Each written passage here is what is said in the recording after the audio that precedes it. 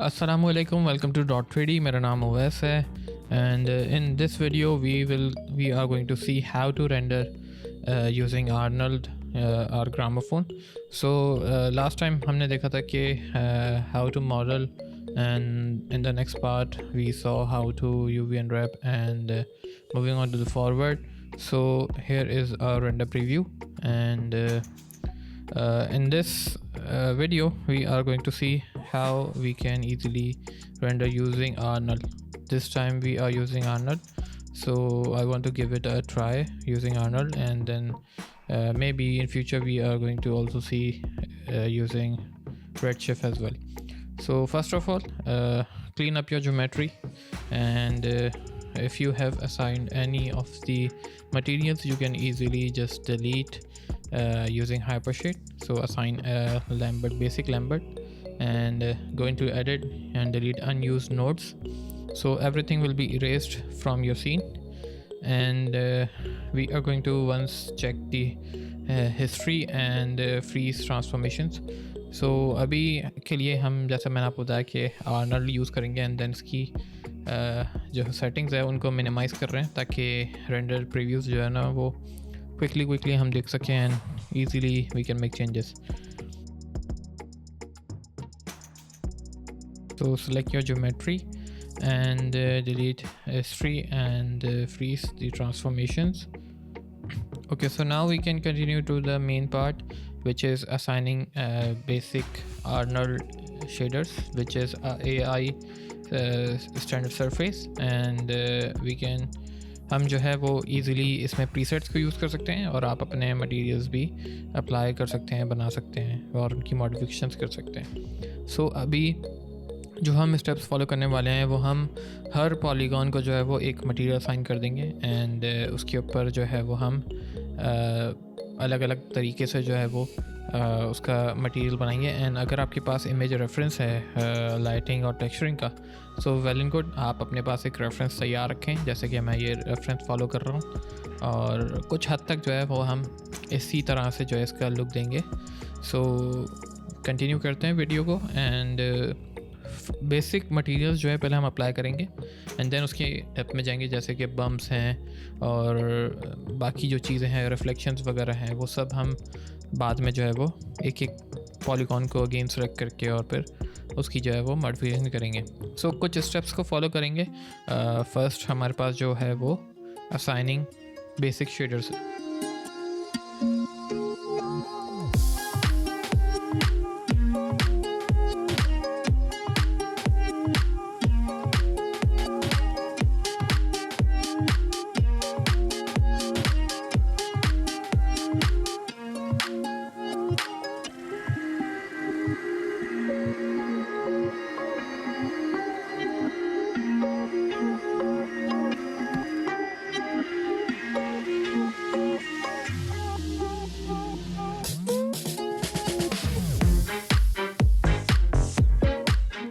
Okay, so I have assigned different materials, and for the cube I am using a wood basic material.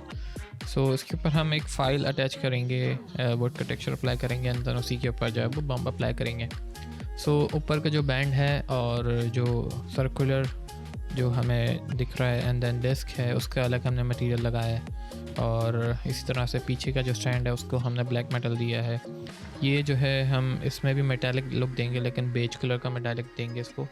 सो जैसे मैंने आपको बताया कि pillars and cube को जो है ना हम सेम मटेरियल अप्लाई करने वाले हैं, एंड डिस्क के अंदर मल्टीपल कलर्स होंगे, यानी कि बीच का पार्ट जो है वो मैं कुछ डिफरेंट मटेरियल का लगाऊंगा, डिफरेंट कलर का, एंड बाकी पार्ट्स को जो है वो हम अपनी मर्ज़ी के थ्रू आप कर सकते हैं. आप जितने शेडर्स असाइन करना चाहें आपके ऊपर है.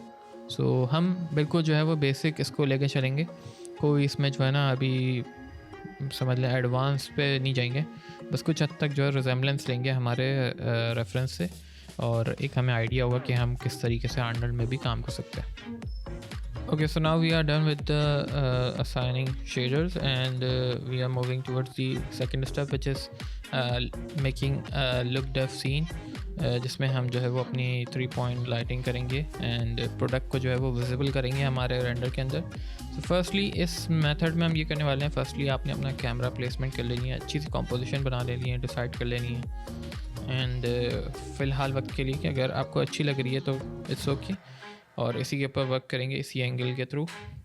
सो हम डिफरेंट लाइट्स को भी यूज़ कर सकते हैं। आर्नल्ड जो है वो माया की डिफ़ॉल्ट लाइट्स जो हैं, जैसे कि डायरेक्शनल लाइट जो है उसे भी सपोर्ट करता है एंड अदर जो लाइट्स हैं उनको भी सपोर्ट करता है। और आप आर्नल्ड की अपनी भी लाइट्स जो है वो इजीली यूज़ कर सकते हैं। सो यहाँ पे हम एक टेस्ट रेंडर ले रहे हैं डायरेक्शनल लाइट के थ्रू और देखते हैं कि कैसा लग रहा है। तो ये बिल्कुल बेसिक है एंड मैं अपनी रेंडर विंडो को जो है वो यहाँ पर डॉक कर देता हूँ, तो हम साइड बाय साइड जो है वो चीज़ें देख सकेंगे। एक हमारा रेंडर प्रीव्यू है और एक हमारा जो है वो 3D व्यू पोर्ट सीन है। सो डायरेक्शनल लाइट भी आप असाइन कर सकते हैं। हमारे केस में हम जो है वो आर्नल्ड की एरिया लाइट यूज़ करेंगे। इसकी सबसे पहले जो हमारी जो मेन लाइट होगी उसका नाम है मेन लाइट एंड इसकी प्लेसमेंट हम 45 डिग्री एंगल पे लेफ़्ट पे भी रख सकते हैं, राइट पे भी रख सकते हैं। So in my case I am taking the right angle, right hand side. So आप अपना 3 पॉइंट, अगर आप गूगल करते हैं 3 पॉइंट लाइटिंग टेक्निक को देखें तो उसमें आपके पास 3 लाइट्स होती हैं। एक हमारी एरिया लाइट है, एक हमारी फिल लाइट है एंड देन हमारी बैक लाइट जो कि पीछे की तरफ से लिट अप करती है। अच्छा, लाइट एरिया लाइट में ये कर रहे हैं कि हमने नॉर्मलाइज़ कर दिया है, नॉर्मलाइज से चेक हटा दिया ताकि हम अगर अपनी लाइट का साइज़ वगैरह चेंज करते हैं तो उसकी इंटेंसिटी भी उसी के हवाले से और उसका स्प्रेड भी जो है वो उसी के हिसाब से कंट्रोल होगा। सो इंटेंसिटी और एक्सपोजर आप अपने हिसाब से रख सकते हैं। मैंने 1 by 1 लिया है और हो सकता है कि मैं आगे जो है वो उसको बहुत दफ़ा जो है वो चेंज भी करना पड़े हमें, ठीक है।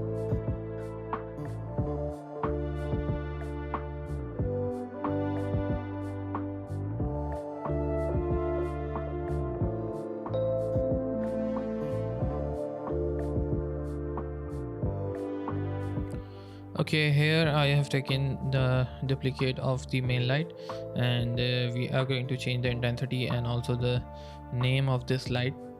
So as you can see, it is lighting up our cone from the top left angle sorry, and इसी तरीके से हम भी जो है वो उसकी प्लेसमेंट इसी तरह से करेंगे कि हमारा कोन जो है वो लेट अप होके दिखना शुरू हो जाए।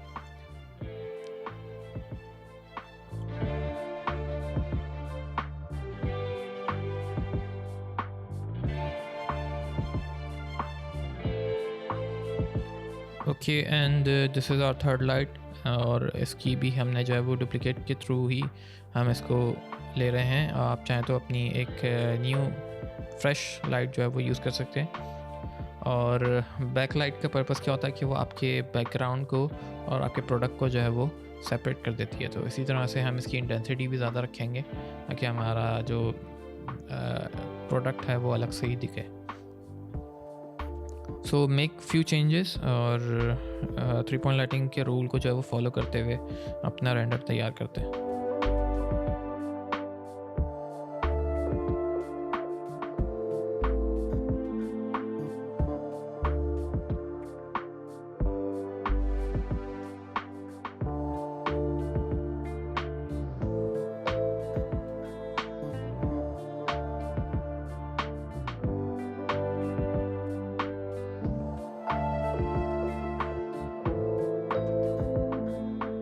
कि यस, हमने अपना जो है वो एक बेसिक प्रीव्यू जो है वो तैयार कर लिया है based on 3 point lighting technique. और अब हम अपनी कुछ जो है वो डिटेल्स के ऊपर काम करेंगे, जैसे कि मटेरियल्स के अंदर जो हमें डिटेल्स ऐड करनी है, बम्प्स या XYZ कोई भी हमें रिफ्लेक्शन वगैरह कंट्रोल करनी है तो हम वो भी इसी में ही देखेंगे। सो हमारे पास एक मेटल में हम देखते आए हैं कि एक एम्बोस्ड हुआ हुआ होता है मेटल और इस तरह की डिटेलिंग उसके ऊपर होती है। सो हम ये वाला नॉर्मल मैप या आपके पास अगर ग्रे स्केल वैल्यू में कोई इमेज हो तो आप वो भी इसके ऊपर अप्लाई कर सकते हैं। अच्छा, ये उस वक्त ही आपके ऑब्जेक्ट के ऊपर, आपके प्रोडक्ट के ऊपर उस वक्त ही इतनी अच्छी लगेगी जब आप जो है आपने अच्छी सी UVs अनरैप करी होंगी। सो लेट्स सी कि हमारी UVs कैसी हैं। अगर आपने UVs वाला पार्ट नहीं देखा तो ऊपर एक लिंक आ रहा है, उसके ऊपर जाके उस पार्ट को भी देख सकते हैं। इसमें हम अपने बम्प को कंट्रोल करेंगे, बम्प की वैल्यू को, एंड जो टाइलिंग है वो भी अभी हमारी बहुत बड़ी आ रही है, तो हम इसकी टाइलिंग भी इंक्रीज़ करेंगे।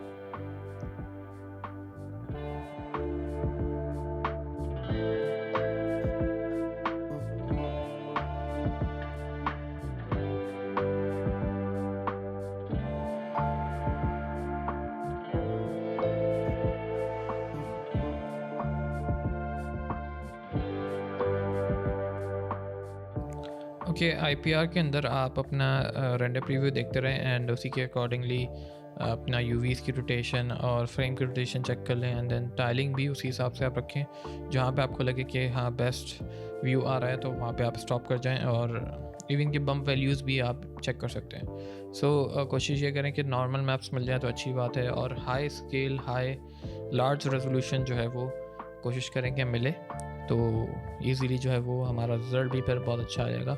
और नीचे के लिए भी हम एक और मटेरियल असाइन करेंगे वुड वाले पार्ट पे, तो हम उसमें भी जो है वो एक बनाएंगे। और डिस्क में जो है मैंने आपको बताया था कि हम 2 कलर यूज़ करने वाले हैं। सो एक हमारा रेड पार्ट होगा मिडिल सेक्शन, एंड एक हमारा जो शाइनी सरफेस है डिस्क का वो होगा।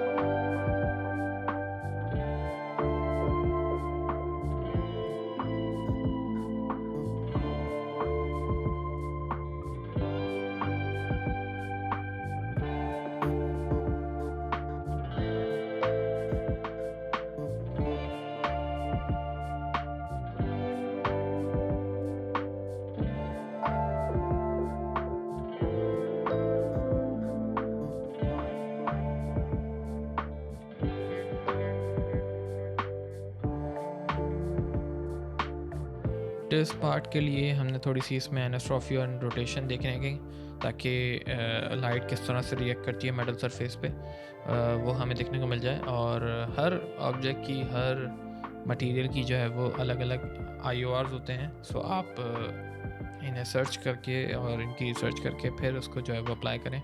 जैसे हमारे पास वाटर की अलग है, डायमंड सरफेस की अलग है, मेटल सरफेस की अलग है, प्लास्टिक की अलग है। सो गूगल करके आप इजीली जो है वो इंडेक्स ऑफ रिफ्रैक्शंस चेक कर सकते हैं, और उसी की वैल्यूज़ के ऊपर आप अपना रिज़ल्ट अचीव करेंगे।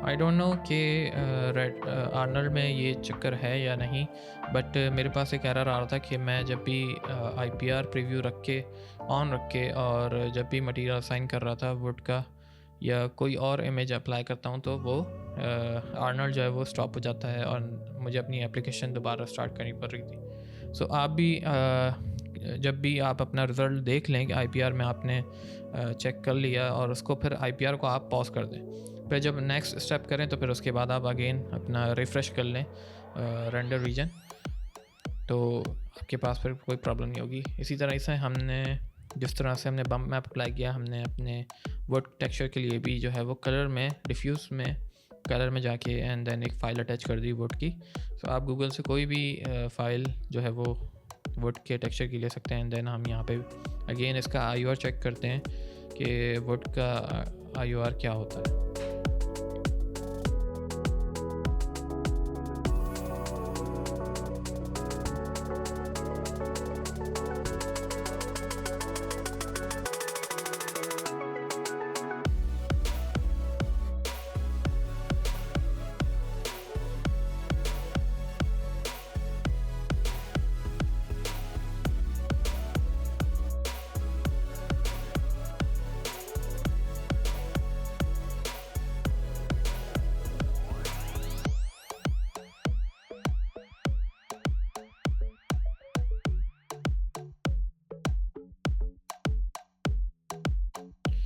अच्छा जी, तो हम अपने रिज़ल्ट के अनकरीब हैं and we are going to make few changes. और कुछ लाइट्स की एडजस्टमेंट्स करेंगे, कुछ मटेरियल्स में देखेंगे कि जहाँ पे हमें बेसिक नीड्स हैं तो हम उसको करेक्शन करके एंड अपने रिज़ल्ट को जो है वो अच्छे से अच्छा बनाने की कोशिश करते हैं। और बस आप लाइट्स का रूल और टेक्सचर्स के हवाले से जो भी सेटिंग्स है वो आप अपने हिसाब से रखें और अच्छी से अच्छी रखें। तो फिर हम जो हमारा लास्ट स्टेप है वो ये है कि हम अपनी रेंडर सेटिंग्स को जो है वो अच्छा इम्प्रूव करके और उनकी नंबर्स को जो है वो इंक्रीज़ करके फिर उसका एक रेंडर लेंगे। ज़रूरी नहीं है कि आप 3 पॉइंट ही लाइटिंग बेस यूज़ करें, 3 से ज़्यादा भी आप अपने प्रोडक्ट की लाइटिंग के हवाले से आप 3 से ज़्यादा भी लाइट्स यूज़ कर सकते हैं।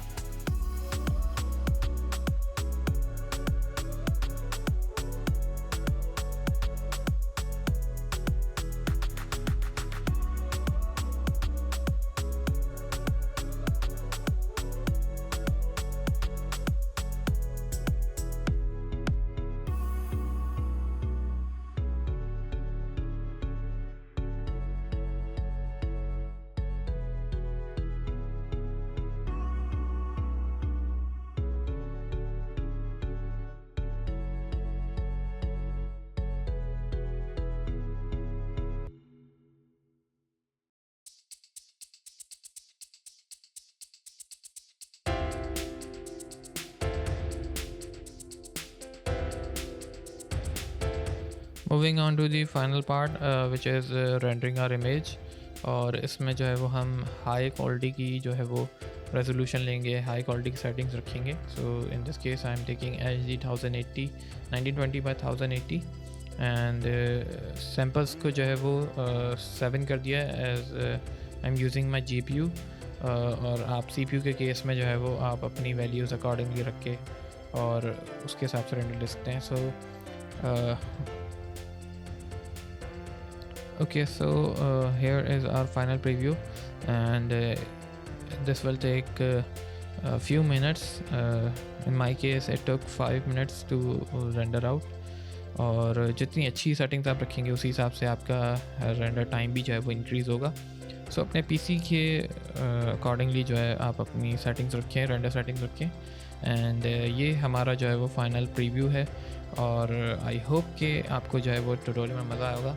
इसमें हम बहुत सारी डिटेल्स और कर सकते हैं बट अभी इसको शॉर्ट रखना था। सो आई गेस कि आपको सब समझ में आ गया होगा। और कुछ ऑप्शंस अगर आपको लगता है कि मैं फ़ास्ट निकल गया हूँ तो आप वो इजीली मुझसे सेपरेटली पूछ सकते हैं कमेंट्स के अंदर, और मैं आपको अगर कमेंट्स के अंदर ही समझा सका तो फिर मैं आपको वहीं पे जवाब दे दूँगा।